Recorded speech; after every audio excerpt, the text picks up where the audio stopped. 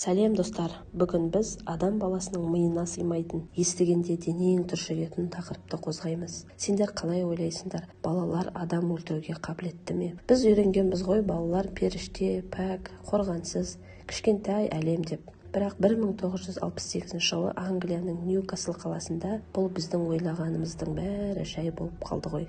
Мэри Белл, небәрі 11 жасында ол бүкіл әлемді шошытты. Оның жүзінде балалық шақ емес, нағыз леденящий ужас болды.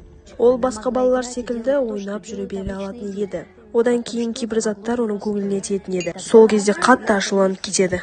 Бірақ ол оңайлықпен адамдарды басқара алатын еді. Егер де Мэри Нормаға шатырдан секіл деп айтса, Норма секіретін еді. Сол уақыттағы әзіл.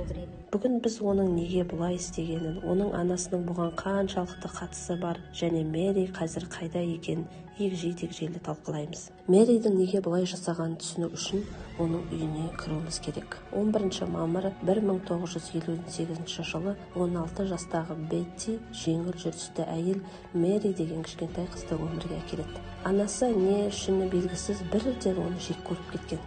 Олар өте кедей адамдардың бірінде өмір сүріп жатады. Білесіңдер ме достар, кез келген бала үшін ең қауіпсіз жер ол ананың құшағы ғой. Бірақ Мэри үшін бұл бәрі наоборот болды. Көптеген деректерде Мэридің анасы Бетти үйде болмаған кезде кішкентай Мэридің өзі странно, но безопасно сезінгенін айтылады. Ол анасының есіктен кіріп келе жатқан дауысын естігенде қорқып қай жаққа тығыларын білмейтін. Себебі анасы үйде болса айқай-шу, ұру, соғу, ауыр сөздер, бұл үнемі қорқынышта өмір сүру деген сөз. Ал анасы жұмысқа немесе шаруалармен кетіп қалғанда Мэри сол суық қараңғы үйде жалғыз қалып, еркін тыныс алатын. Кішкентай қыз үшін жалғыздық ең үлкен жетістік болды. Бұл сол бөлмелерде жүріп, өзін сол үйдің қожайыны сезінетін. Ешкім ұрыспайды, ешкім тиіспейді. Оның зұлымдыққа толы ойлары дәл осы тыныштықтың сәттерінде пісіп жетілді ме деп ойлаймын. Ол өскенде де адамдарға солай қарады. Ол үшін адамдармен қарым-қатынас, араласу бұл қауіп. Сондықтан ол ешкімді жақындатпады. Тіпті басқаларға қиянат жасау арқылы ғана өзін күшті сезінді. Оның анасына деген антисағынышы оның болашақ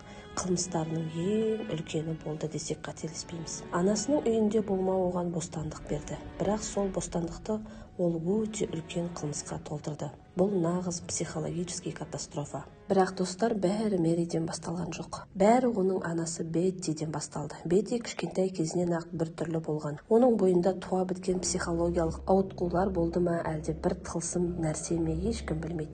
Елестетіңіздерші, қарапайым отбасы, бәрі тамақ ішіп отыр. Бәрі көңілді, күледі, сөйлейді. Ал кішкентай Бетти ешқашан олармен бір столға отырып тамақ ішпек түгілі сөйлеспеген. Өз үйінде изгой болып жүрген ғой. Ол өз тамағын алып бөлменің ең қараңғы бұрышына барып, сонда тығылып жейтін. Ешкіммен сөйлеспейді, ешкімнің көзіне де қарамайды. Тек өз әлемінде, өз бұрышында. Бұл жай ғана ұяңдық емес, бұл психологиялық отклонение. Ол адамдармен байланыс орнатуды білмейді, тіпті өз жақындарымен де. Ол өскенде де осы бұрыштағы өмірін жалғастырады. Өз қызы Мэри дүниеге келгенде ол аналық махаббатты сезінудің орнына оған деген бір лишний предмет сияқты қарады. Кейбіреулер айтады, Бетти осындай болып өскен соң, Мэри де осындай болып өсті деп. Бұл нағыз айналмалы круг па. Мэри анасының сол странный мінезін көріп, адамдар арасындағы қарым-қатынастар тек суық болуы керек деп түсінді. Беттидің бұрышта тамақ жеп отырған бейнесі бұл бүкіл отбасының болашақ трагедиясы сияқты. Мэридің бойындағы қатыгездік ол бос жерден пайда болған жоқ. Ол сол бұрыштағы қараңғылықтан бастауын алды. Достар, Мэридің тағдырын түсіну үшін мына бір маңызды жайтты білуіміз керек. Ол үйде жалғыз қыз емес еді.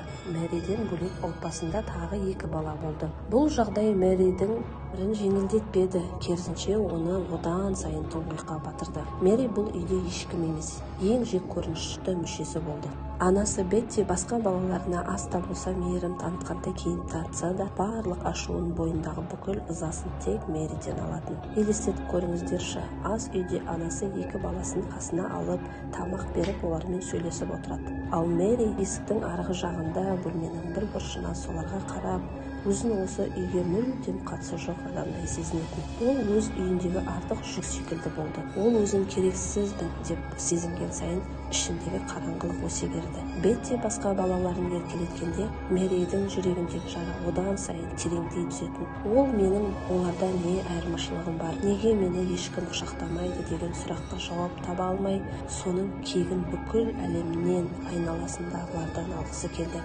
Мэри үшін бақытты балалар оның ең үлкен жауына айналды. Ол өзінің бауырларына қарап отырып, махаббаттың не екенін емес, әділетсіздіктің не екенін үйренді. Оның санасында егер мені ешкім жақсы көрмесе, мен де ешкімді аямаймын деген қорқынышты жаман ой қалыптасты. Бұл жай ғана отбасындағы кикілжің емес, бұл бір баланың жанын тірідей өлтіру еді. Мэридің алғашқы құрбандарын таңдауы да осы ішіндегі кекпен байланысты болуы әбден мүмкін. Ол өзі көре алмаған бақытты басқа балалардан тартып алғысы келді. Ол үшін балалардың күліп қуанышы оның жанының ауыр сынуының белгісі еді. Достар, Мэридің неге мұндай тасбауыр болып өскенін сотта оның тәтесі айтып бергенде, залда отырғандардың төбе шашы тік тұрды. Тәтесінің куәлігі бұл отбасындағы шындықтың бетін ашты.